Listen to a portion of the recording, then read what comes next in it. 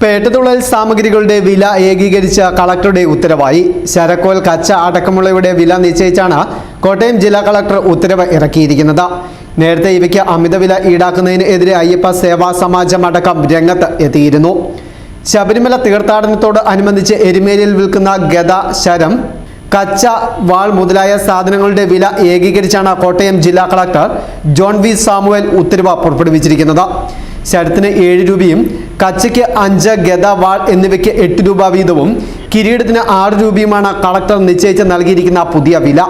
ഇനി എരുമേലിയിൽ എത്തുന്ന തീർത്ഥാടകരിൽ നിന്നും കച്ചവടക്കാർ ഈ വില മാത്രമേ ഈടാക്കുവാൻ ആകൂ. ഹൈക്കോടതിയുടെ നിർദ്ദേശത്തിന്റെയും കോട്ടയം സബ് കളക്ടറുടെ ശുപാർശയുടെയും അടിസ്ഥാനത്തിലാണ് പേട്ടതുള്ളൽ സാധനങ്ങൾക്ക് കളക്ടർ വില നിശ്ചയിച്ചത്. രാസസിന്ദൂരം വിൽക്കുന്നത് നിരോധിച്ചിട്ടുള്ളതിനാലും ജൈവ സിന്ദൂരത്തിന് വില കൂടുതൽ ആയതിനാലും സിന്ദൂരത്തിന് വില നിശ്ചയിച്ച് നൽകിയിട്ടില്ലെന്ന് കളക്ടർ ഉത്തരവിൽ വ്യക്തമാക്കുന്നു. പുതിയ വില എല്ലാ കച്ചവട സ്ഥാപനങ്ങളിലും തീർത്ഥാടകർ കാണുന്ന രീതിയിൽ പ്രദർശിപ്പിക്കണമെന്നും നിർദ്ദേശമുണ്ട്.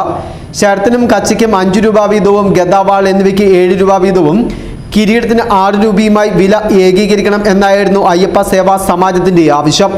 കളക്ടറുടെ വില നിർണയ ഉത്തരവ് സ്വാഗതം ചെയ്യുന്നതായി അയ്യപ്പ സേവാ സമാജം സംസ്ഥാന സെക്രട്ടറി എസ് മനോജ് പറഞ്ഞു. പേട്ടതുള്ളൽ സാധനങ്ങൾക്ക് അമിതവില ഈടാക്കുന്നതിനെതിരെ അയ്യപ്പ സേവാ സമാജം അടക്കമുള്ള ഹൈന്ദവ സംഘടനകൾ രംഗത്ത് എത്തിയിരുന്നു. News bureau, Erumeli.